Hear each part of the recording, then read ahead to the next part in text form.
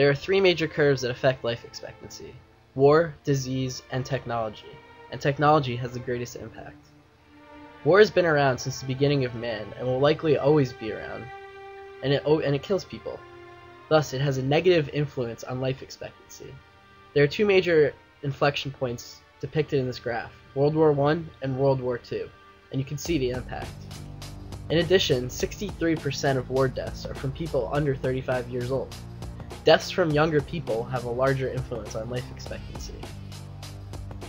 However, deaths from wars are greatly decreasing. It is important to note that this graph is on a logarithmic scale and is much more dramatic than it appears. Diseases have existed since the beginning of life, and they are one of the biggest threats to our lives. You can see the correlation of disease and life expectancy in this graph. The big graph shows a huge dip in life expectancy in South Africa just as AIDS was emerging in the 1990s.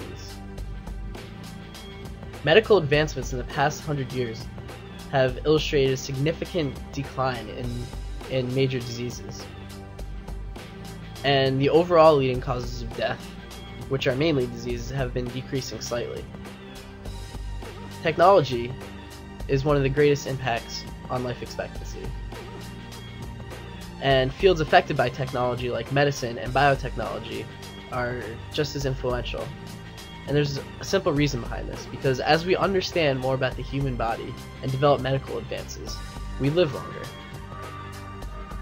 The first inflection point that we see in life expectancy is in 1880, when Louis Pasteur made vaccines to prevent a wide array of diseases. We see another inflection point at about 1970, when biotechnology was emerging. This is another positive inflection point. These inflections suggest, as we confidently assume, that technology has a causal relationship on life expectancy. And the basic trend that measures growth in technology is Moore's law, depicted at the right. This graph is a more than exponential growth of computing power in the last century. And the fact is that all facets influenced by technology develop in this exponential manner. New technology is used to develop newer and more powerful technology.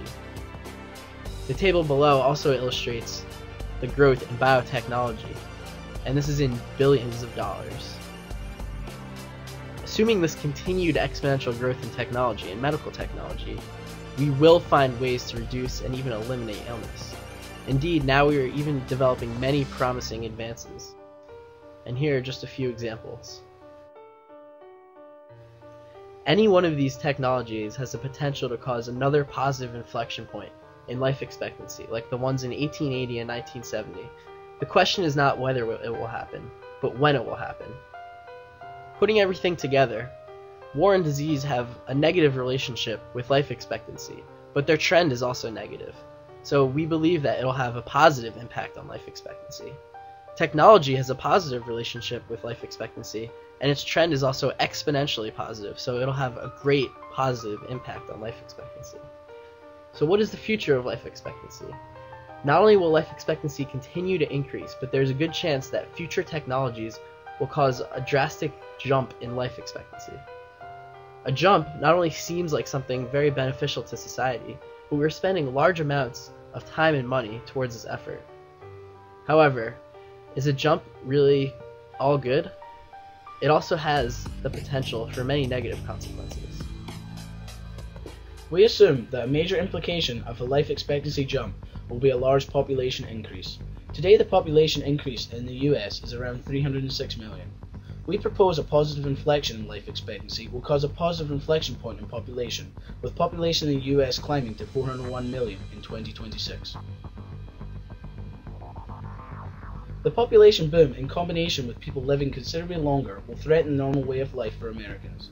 Though the implications of a drastic increase in life expectancy and population are difficult to grasp, here some systems will definitely be affected. All of these systems are already under distress.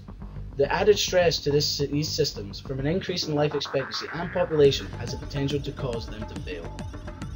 For example, the social security system is already forecasted to fail, with funds completely exhausted by 2040.